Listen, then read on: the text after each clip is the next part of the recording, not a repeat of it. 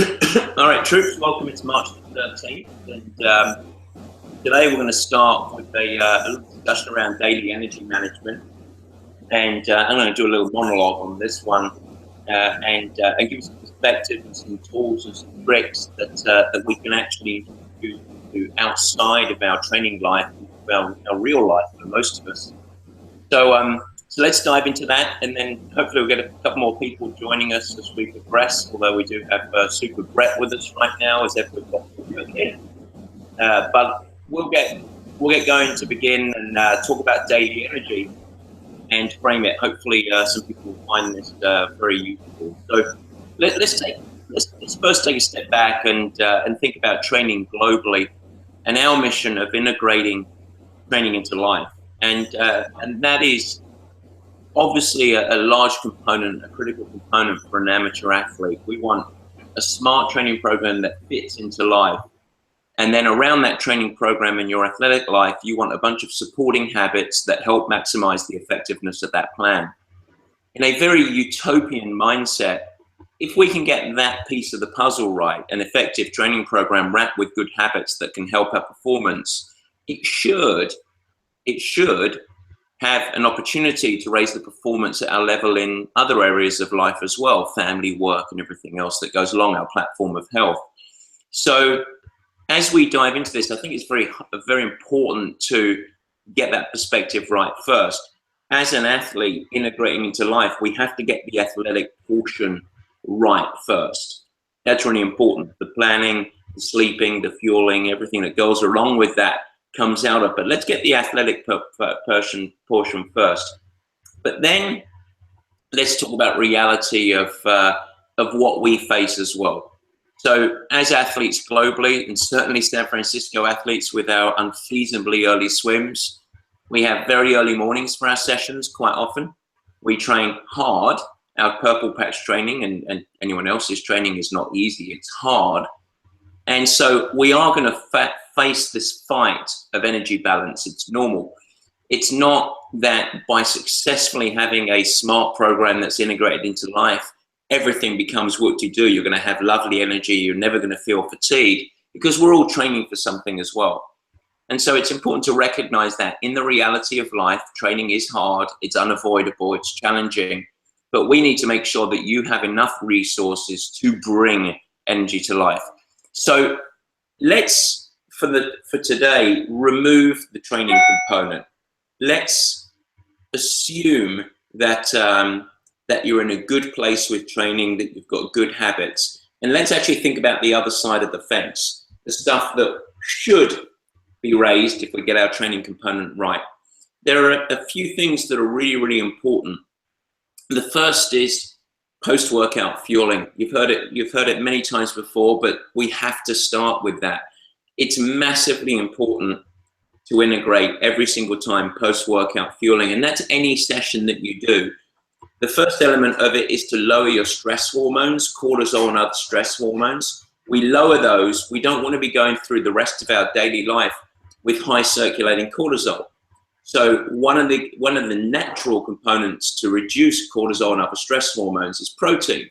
So we want to have a little bit of protein in our post-workout fueling. It's going to prevent some of the negative hormonal reactions that occur with athletic starvation. So if we're looking at moving into starvation, not actually post-fueling, that's going to elicit a bunch of hormones that create cravings for food, that elicit a stress reaction to cling on and hold fat, but also plummet or create oscillating energy levels. So post-workout fueling is really important. And then finally, as a byproduct, it's going to enable us to have a really secure grip on our portion control later in the day. And so when we think about it outside of the day, if we ignore recovery from the session and other performance characteristics, I need to mute you. There you go. As we think about other performance characteristics, if we just think about energy management and stress, that's a huge component. So it begins here. But now let's think about the rest of the day, the stuff that we don't talk about so much. So the second component, hydration. So the reason that hydration in the daily life is really important Well, there is a performance component that at some level you're going to be starting outside of your training in a small deficit, in a small state of dehydration. Because as I've mentioned before, even if you do an effective job at hydration in your training, you should still be slightly dehydrated. So we want to restore our hydration status. But another component when we think about hydration as it pertains to our performance in our daily life is that when you actually are walking around dehydrated, there's two symptoms that end up occurring. These symptoms are sleepiness and hunger. So we obviously don't want that. You don't want to be going through your workday with almost synthetic hunger feelings and of fluctuating energy. And so if we can retain hydration level, it's a really important antidote to the oscillations or the fluctuations in our energy levels. So how do we go about that? Well, I would say, first of all, with every meal, you want to just include 1 to 2 glasses of water. With your breakfast, you can have a little bit of juice diluted. You're obviously having some coffee that will rehydrate you at about 60% of the efficiency of just drinking regular water. So it still does dehydrate you. It's a myth that it rehydrates you. It's a myth it dehydrates, but it's just not as an effective of a hydration tool. But globally, adding a glass or 2 of water with every single meal, that's a good platform. You can also sip on water in the day. If you're worried about electrolytes or absorption particularly, there's nothing wrong with adding a little pinch of salt to the water just to help with absorption. Or certainly, with the amount of training most of you guys are doing, you can apply liberally salt onto your food. And then the final component in hydration that I think is very important is we want to shift our mindset to the pee breaks. And the reason we want to do that is in the work life, it comes out of actually starting to appreciate and understand how we work best as human beings. And most of you have probably read in the media lots of sitting is the new smoking and our ability to focus and elements like that. But it's based in real research. Movement is a good thing, and long time at a desk in the seated position is not optimal for us. The other component is that there's plenty of research now to studying the human brain to see how we perform tasks best and how long we can focus for. And globally, it's safe to say that we tend to work better in reasonably short sprints of work, 40 to 60 minutes in duration.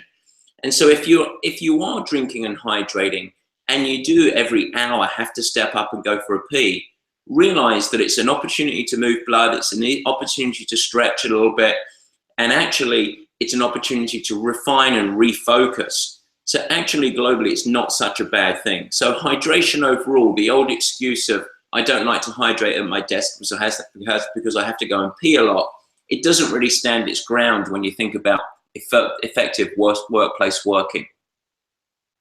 3 more to go through. Setting up for the day, breakfast, the most important meal of the day, and actually the meal that most people tend to skip out on or don't have too much. Either post-workout, if you work out in the morning, or early in the morning before you go to work, hopefully, if you're not working out in the morning. It's really, really important to have a strong platform of fuel to go through the day. If it's not a workout, plenty of fat, plenty of protein. Following a workout, plenty of protein, some carbohydrate, and some fat in there. Give yourself a platform of energy to then manage throughout the rest of the day. Portion control, much easier. Energy management, much easier. It actually gives you a tool or a platform to avoid the big fluctuations, which is really the thing that we're looking for. We're not always looking for peak energy, but we're looking to avoid the peaks and the crashes that so many people are faced with throughout the day. So when we think about that, we have 3 components now. We start with post-workout fueling. We have consistent hydration. We have a platform of breakfast, which is really important. Then we actually start to transition throughout the day and think about snacking. So what are the natural snacks that occur at the workplace for many people? They're often high in sugar, high in carbohydrate. And the high in sugar and high in carbohydrate create little peaks of energy and very quick crashes. We want to avoid those. So it takes a little bit of planning. Avoid sugary snacks, avoid sugary beverages, and avoid globally starchy carbohydrates as any component of your snack. You really want to try and have vegetables, snacks with plenty of fat, plenty of protein, nuts, salami, cheese, almond butter with vegetables, hummus with vegetables. All of those are good where there's something of substance there, but you want something to actually help balance the energy and not create a spike. So in those components, the majority, the focus of your snack should be around good fat, good oils, and some protein. It's a much better way to balance energy and, again, not have the crashes. Despite all of that, if you've done all of this correctly, you have a good breakfast, you're rehydrated, you're snacking consistently, it's very common, and one would actually say really normal, for you to actually have a little bit of an energy slump in the middle of the day, where you sort of feel this drop in energy and you get really sleepy. And the natural thing to say is, goodness me, I need to go to bed early tonight. And secondly, where's the Red Bull? You've got 3 hours of meetings to go. You're very, very busy. It's very challenging. So what's happening there? That's the important thing to understand, is what is happening in the middle of the afternoon that's causing your alertness and your energy levels to plummet. Well, it's a really natural hormonal system that's going on here. Everyone's heard of your circadian rhythm. So when you go to bed at night, which is a highly restorative time, it's when all of your recovery happens. It's where you rejuvenate and repair your muscles. As a natural part of that circadian rhythm, your body slows down and it goes into this restorative state. And a part of that is your core temperature cooling. So the whole system, much like a mini hibernation of a bear, but just over 6 or 8 hours, your body just goes down and it cools down. Well, the Spanish had it right, because as a natural part of this, in the middle of the afternoon, the same thing happens. Nowhere near as low, nowhere near as long, but your core temperature drops. And the natural restorative feeling is sleepiness. You actually get tired. So what do we do to counteract this? Well, you don't need sugar, because sugar is going to create a big spike and then a crash 20 or 30 minutes later.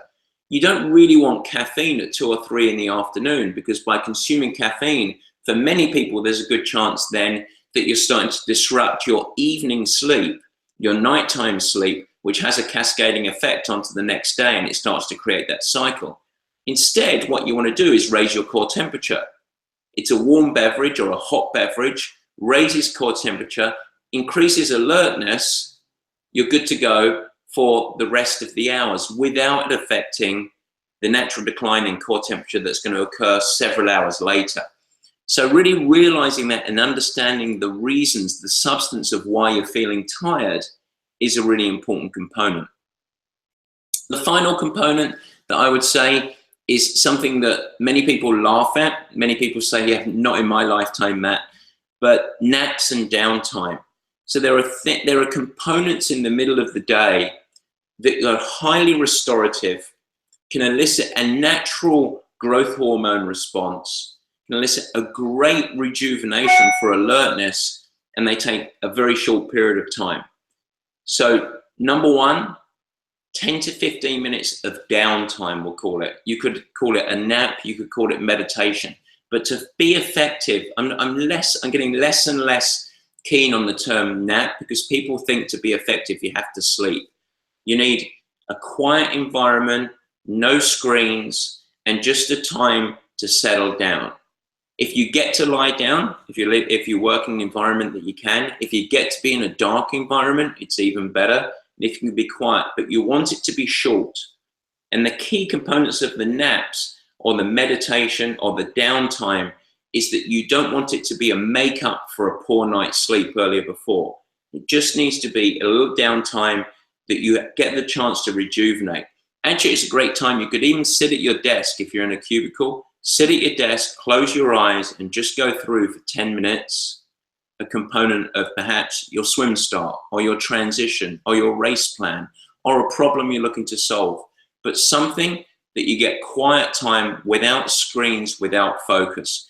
It's extremely rejuvenating. It's a great habit to get into if you get the opportunity.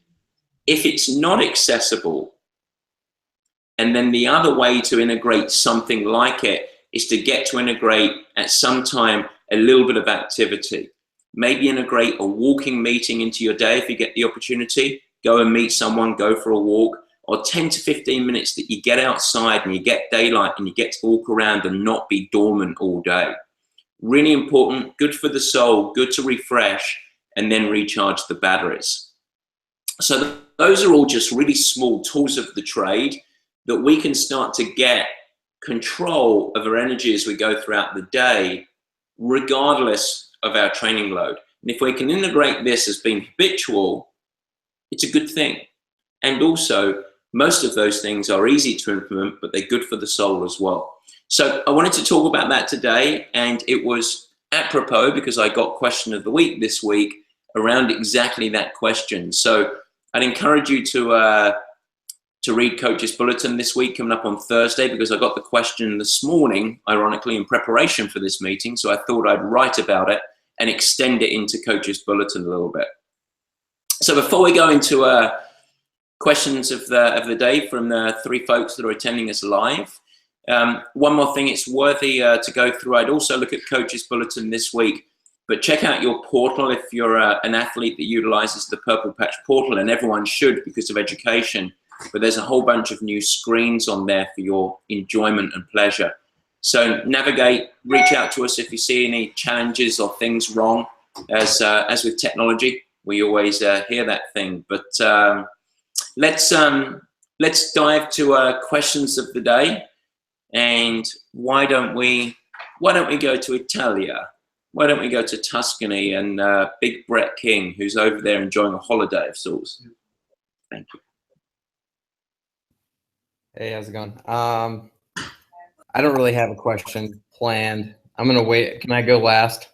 You can go last, and then you're going to be under extreme pressure from us to come up with the best question that we've had in 2017 so far. That would be your barometer of success, and we had a great one before. But I can always rely on Uncle Phil to ask me a question.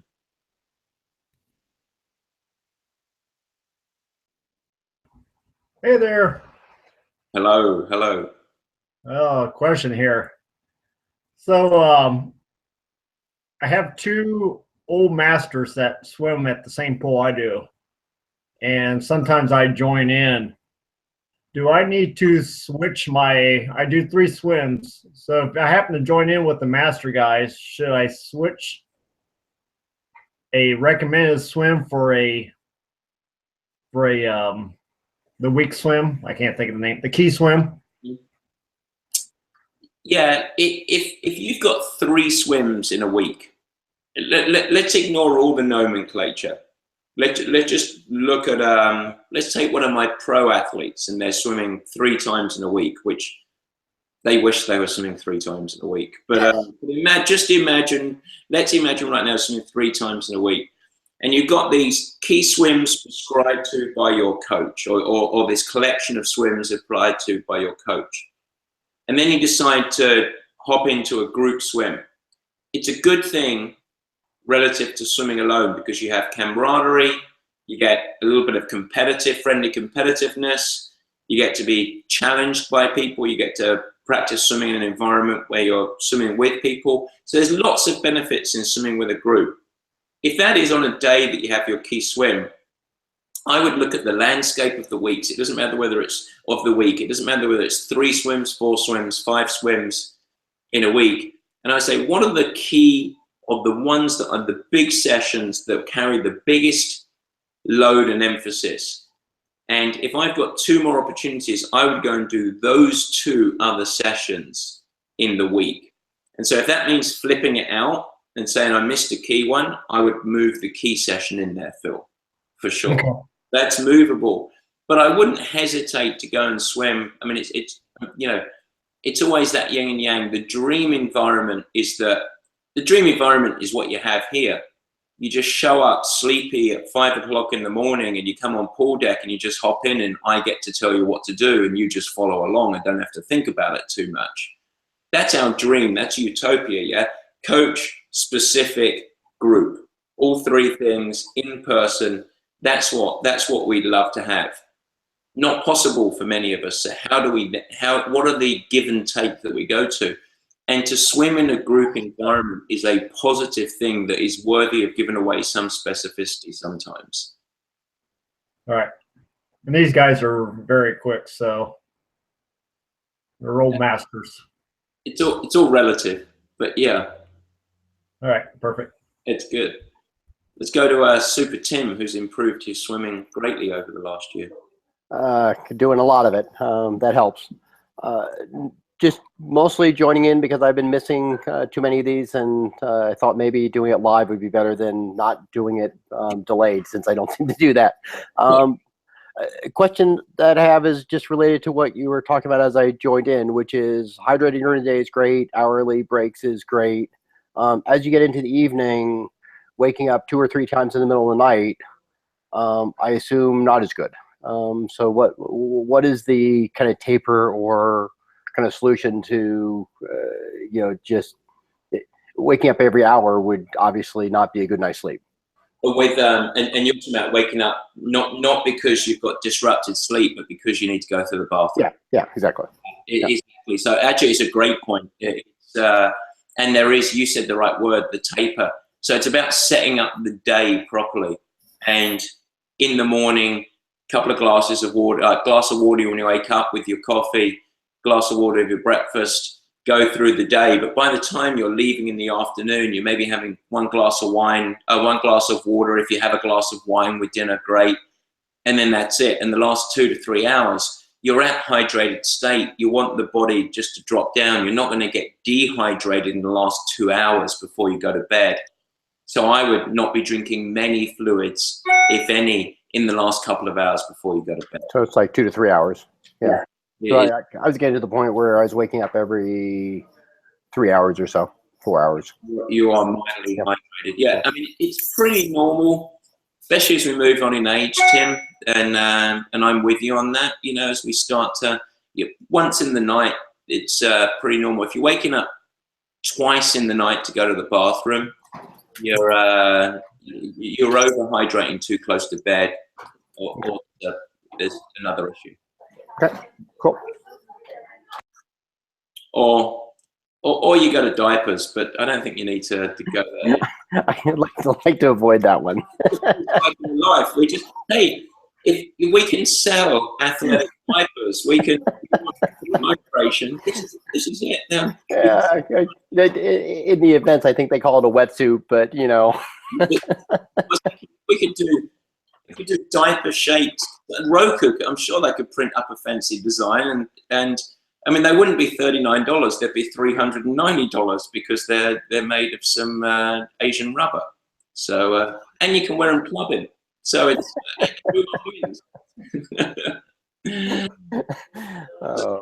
no. In seriousness, taper off as we go. Now, and just to make sure I understood, so waking up once in the night, you wouldn't find to be too disruptive to sleep? Not abnormal, not abnormal. But the optimal thing is to look. The greatest thing, you put your head in the pillow, you fall asleep, and you feel like it must be only 11 p.m. when you wake up and look at the clock, and it's 6:40 and time to get up, and you've had a long 8 hours. Yeah. That's my goal. Any thoughts on that, Super Paul? Just when you wake up, if you are going to wake up in the night, hopefully you know your way around the house well enough that you don't turn the lights on to go where you're going to go, because that will affect subsequent sleep or the ability to get back to sleep. So yeah, if you can keep the place dark when you go and do your business, it's a good thing. Yeah, that's doable. Every once in a while, you step on a dog. Yeah, that's me too. But that it's a really important point. And then the other component is screens as well. So in fact, Paul has a guilty athlete who at 2 o'clock in the morning was checking his training peaks, and Paul caught him. And it's not acceptable to get up at 2 o'clock in the morning to check your training peaks when you already know the workout the next day. So yeah, screens, because that just signals to the brain, hey, it's daylight. So when you open the light, while it's small, it's going to disrupt going back to sleep. So if you can keep it dark, it's certainly preferable if you're up and out. But certainly only once a night is the optimal situation. Okay. Good man. All right, Super Brett, you've got a very heavy burden on your shoulders. You've been very quiet. You're in Italy. You're floating around there at 4 o'clock in the morning. So, what's the story? I guess my question, it's kind of a two-fold question, but as the training kind of evolves into race season and as the weather also kind of evolves, because it's like, here it's 60 on the lower. Yeah, hang on 1 second. You just had a bad connection, so just restart. Okay. What I was saying is as the training kind of evolves into race season and the weather kind of will get progressively warmer. This is kind of a hydration fueling question because that's kind of something that I struggle to really know what works for me quite yet.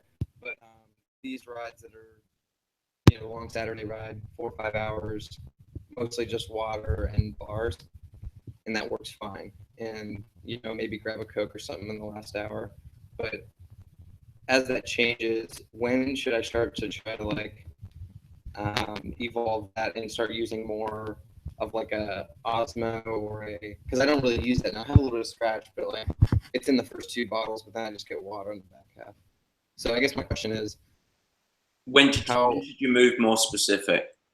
Yeah, and does it really affect those early, these rides right now? Is it really even a big deal? Should I not even worry about it until, once it gets warm, once it gets back, once the training gets a little bit more specific? So I think that it's some of it's definitely dependent on what makes you feel good. So the first thing is you always want the training to be the best quality you can. And there's an element of pragmatism in, I'm going out for a 3-hour easy ride in November. All I need is an apple in my pocket. But as you start to move up and start to do some real work outside, you want to start to move towards a performance-driven mindset on what you're eating and consuming and hydrating with. As you progress outside more consistently and the weather starts to increase, you want to start, if what you say there, I'm not really sure what works for me, well, you better use as many opportunities as you can outside with warm weather, with any intervals in at all, to start really learning what works for you. And so I've got a bit of Osmo, I've got a bit of Scratch, I've got a bit of Gatorade, which is very common. What's the one that works for you? Do it on your weekend rides. Do it with timing of some of your race fueling and start practicing. And that becomes even more important if you've got your key race in July, let's say, but you're going to go and race in May, and it's the middle of March now. You've got 3 to 4 opportunities if you are going to ride outside before this person's race in May, to go and test it before you go and test it in the real world in your first race of the year, to really get some insightful information before you refine it for your key race in July. So the answer is nowish for the most part. Basically as soon as you can, as soon as there is personality to the ride outside, I think you want to start to think about it, especially if you're on a journey or crusade to find what is the right stuff for you. And it's type, amount, and timing. So what are you using for fueling and hydration? How often are you taking it in? And how much do you need? And then you can start to adjust and play with it relative to intensity and temperature and other components like that. Yeah, and the reason I asked that, and thank you, I just the weekend ride, you're topped off when you show up on your bike, and you're topped off for the first 90-ish minutes, and then you're 2 hours in, and then you're kind of then you start thinking about it, or at least I do. I'm drinking, but I'm not eating because I just ate breakfast and I just had coffee. And I guess, it's one of those things, like you said, I need to learn as I go. But I was just curious if by not eating specific stuff, by not drinking Scratch or something like that, that it's. when your example there, like sometimes on the weekend ride, if you've just had breakfast and you've got so we have this all the time with our Hawaii training camp where we encourage them to have a big breakfast. And so they've put in X number of calories and they've got a full stomach. So when they go and start their ride, the last thing they want to be doing is consuming blocks and gels and their race fuel there, yeah? So, but that's not hydration, that's calories. And in fact, if anything, we want to hydrate and make sure those calories are getting diluted and starting to pass through the gut. So you start your hydration straight away with purpose, and then you bring calories up as you're 60, 90 minutes into the ride. If you're doing a simulation where you want to know what works for me, you can't have a big breakfast and go and start the ride because that's not a simulation. So you actually have to actively plan it out a little bit, which is a little different thing. Which is it's a good question. It's not the best this year, but it's a good question. Paul, anything to add? No, it's a really important time of the year to start figuring out, don't just go, right, I'm going to go into a full race plan and I'm going to go all osmoed out or all scratched out or have this full thing. Start listening to the body as the work starts accumulating and so on, and go, what do I need? When do I start cramping? What sort of things can prevent the onset of cramp? What sort of things, if I don't have them or I miss that opportunity or whatever, or it comes on anyway, what can I do to work through that? What can I do to get through that little dip in energy that I traditionally have at 2 hours or 3 hours, or, when does the system fire up? Start learning the reality, and then you have an optimal situation of preventative hydration and nutrition. You have a recovery strategy. If you miss that bottle or you get dehydrated or you don't have the optimal product, how can I bring myself back? So start learning the reality of ideal world, real world, emergency situation makeup. And it's not a bad thing. You go on that ride early in the season, you go, shit, energy's getting a little bit low. How far can I go without actually taking out get the bar? What's actually in there? What's the perception? What's the reality? I'm not saying go and blow yourself to bits every time you ride to figure out how that feels, but it doesn't hurt to just feel that ebb and flow and know what you can do to bring it back, because there's very few people, in the same way that there's no such thing as the perfect race every time or the perfect race full stop. There's going to be an ebb and flow of these things, and there's going to be a little bit of management of what's not the ideal world on race day. So now's the time, just, it's a good thought to be having. Start thinking about the options, the ideal world, the real world, the makeup situation, and start having an idea of it, because the last thing you want is to overcomplicate it, or be one of those people that, I dropped a gel at, kilometer 90 in my Ironman and that was the end of my race. That's poor preparation and planning, and also making things more complicated than they need to be. Any race plan that's dependent on one gel is a pretty rubbish race plan. And Brett, we had a real life, just to cement the case, a real world situation with one of our pros in the last month or so, Laura, who obviously raced very, very well at both Challenge Wanaka and then New Zealand, with a bunch of learning.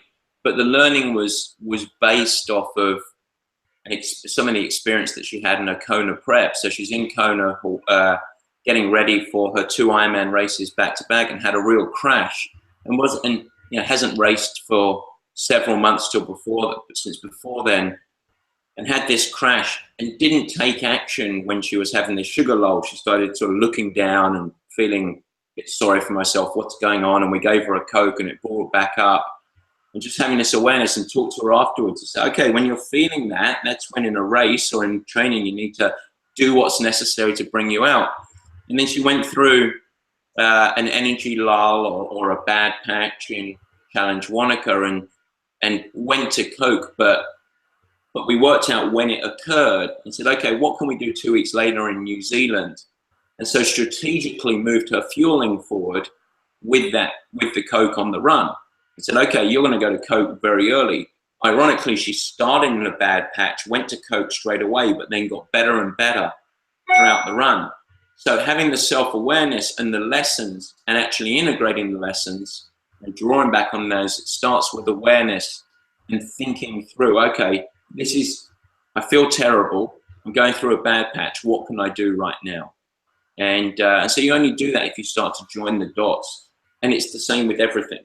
It's the same with, it's the same with regaining form when you're feeling like it's going to pieces. Being able to focus on managing the terrain well on the bike when you're getting fatigued. We're only going to be able to do that if you've been present and thinking through it in training.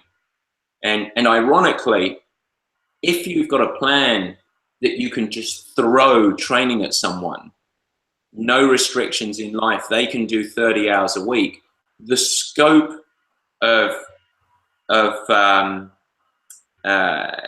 wider range of inaccuracy is there, because you can just dump so much training and they don't have anything else going in life. They can accelerate quicker.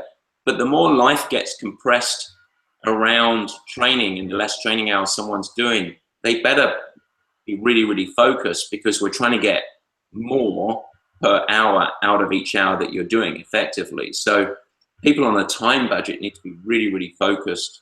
And it's not saying if you're a professional athlete, you don't have to be focused, because your game is different. You have to be absolutely focused. But people that have big lives, that have compressed training hours, they better be very, very focused and think their way through this stuff so that they have the tools ready to use on race day, which is very common for them not to. Brett, you asked a question that was a gateway to some fantastic discussion. Well done. Would anyone else like to ask a question before Paul and I pull our parachutes? And it's men only club on Mondays are done today. Tim, you need to get Ellie back. We need some women on the call, but all good. I have one quick thing to add. Sorry, Tim, go ahead. No, nothing. I was just going to say Allie was under the weather last week, catching up this week, I think. All right, good stuff. Brett. I missed this at camp, obviously, but MFP, this pace, and the way you describe it is the slowest pace at which all of these things, your form is perfect, right? Is that necessarily to say that it's not the speed at which you are now, like, there's not really necessarily speed associated with that, but it would be around a zone 2-ish type feel once you get in that, right? Is that, I know that's probably the worst thing I could compare it to, but is that kind of what we're trying to do, is trying to figure out? Okay. Paulie, I know you said you've just got you've got a muffled microphone, Brett, but we heard what you were saying, but it was muffled. But Paul, I will give you another opening about MFP. For you, Brett, that might be that zone, but I just throw that whole zone-oriented thing out the window. And generally, for the general population, the more scope you have for run evolution, so the fact that running is not your strength, the higher your RPE will be at MFP, because efficiency and the ability to run freely is what you are aiming for. For someone like you whose run is pretty good, I would say it might be a little bit higher than zone 2, but you at least have good enough running form that you are at a place where you can run freely with good form and add effort. A lot of people are still trying to get to that place where they can run freely with good form and manage the stress. So I wouldn't worry too much about it. And it will vary a little bit. Some days it will feel, based on fatigue and stuff, it'll feel a little bit harder, but you've just got to, you still want to be knowing, you want to be able to check in from here to where that foot is leaving the ground at, pushing off that big toe, that all is well in the world. And some days it will feel super easy, and some days it will feel a little bit different. But for you, yeah, it's probably, if you want to go that way, in that zone 2-3 run. Some people, by the time they get to MFP, they don't have the efficiency or the biomechanical tools developed yet, that it's not zone 3, zone 4. And they have to constantly back out of it, reset their form, not just about working on form, but about managing the physiological stress of running well. And I mean, So you're in a good place, but I wouldn't worry too much about the zone. Just that place where you're running freely and you think, shit, I'm running well, and I can add effort to it, or I can subtract elements of form, push off, leg speed, etc., to run easier. So yeah, it's a very personal thing, but for you, probably, yeah, you're probably at a place where you can run zone 2, zone 3. I would summarize it for you, Brett, running with flow. You're just in great, smooth form flow. For you, it's all day run pace. It's that pace that if you were just going out for that all day run where you're just running freely, that's the pace you would run at. You know, it's like, yeah. It's not all day run pace for me though. Nor you, Phil. Not me either. I think it's my zone 3+4.